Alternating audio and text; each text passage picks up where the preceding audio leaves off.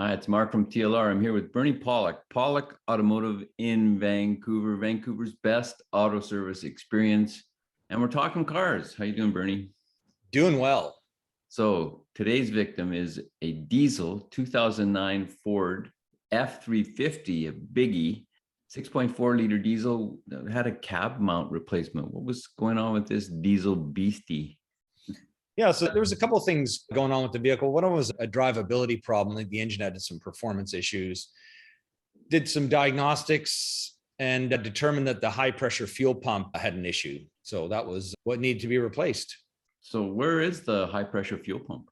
So that high pressure fuel pump is located in the valley of the engine underneath the turbocharger. The 6.4 liter is a little different than the 6 liter in that it doesn't use high pressure oil to boost the injection pressure. And what they did was where the high pressure oil pump was located, they actually put a high pressure fuel pump instead. Smarter idea, less complexity, I think, even though it is still a complex engine. But nonetheless, the high pressure fuel pump is located way buried deep in the engine and requires the cab to be removed. So did Ford design these trucks for easier cab removal, since it seems that so many, these are complex engines. This is a common way and easy, fastest way to get at everything. So did they make it easier? Well, what I can say is that on the 6.7 liter, which is I think a year after this, 2010, it was introduced, they definitely designed the cabs to be easier to remove on those vehicles. And I'm not sure on this particular model, but I mean, the 6 liter, we do lots of them and we have the cab removal procedure down pretty well. But the newer ones, they definitely designed with that idea in mind because they realized, anything needs to be done, the cab's got to come off. So it's not really a huge job for us to take these off, even though it sounds incredibly intimidating. There's a few items to remove and they have made it easier. I just can't say in this model year whether it's easier than, say, an 07.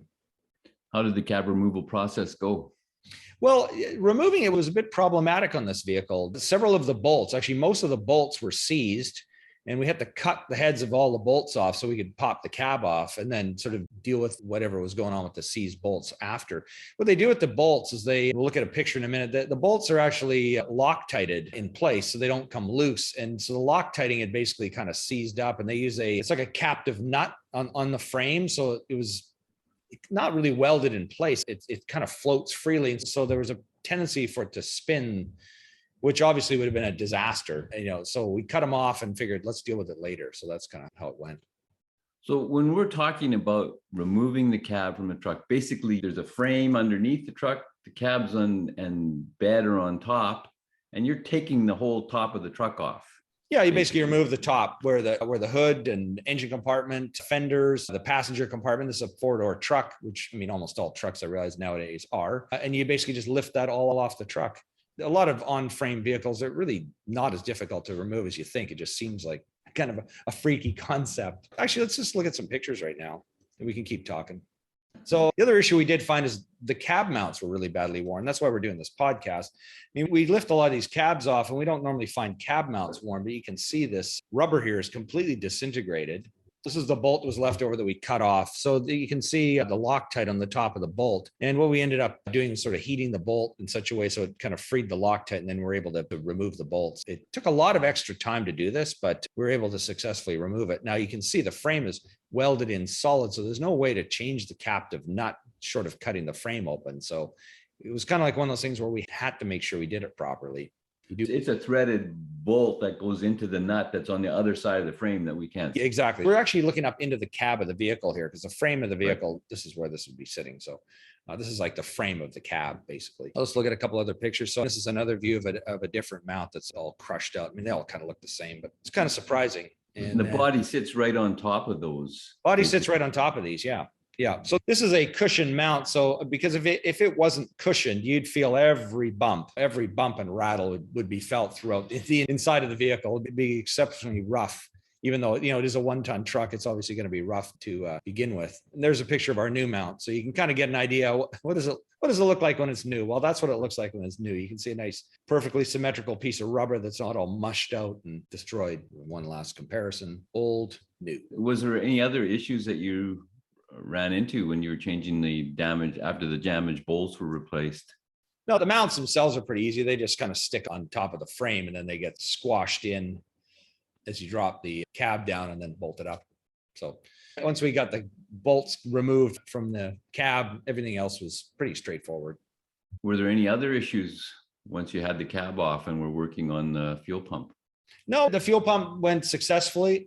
Well, that replacement was successful. We did that. One other issue we did run into afterwards, though, was that the vehicle still had some running issues. We changed fuel filters. There's 2 fuel filters, one under the hood and one under the vehicle, which was kind of easy to get with the cab off. It's usually kind of a pain to access. There was a lot of guck in that filter. Anyways, to make a long story short, it turned out that the actual low pressure fuel pump had gone bad also, which is located in that same area as the lower fuel filter. It's called the horizontal fuel conditioning module. I always love saying that, the HFCM.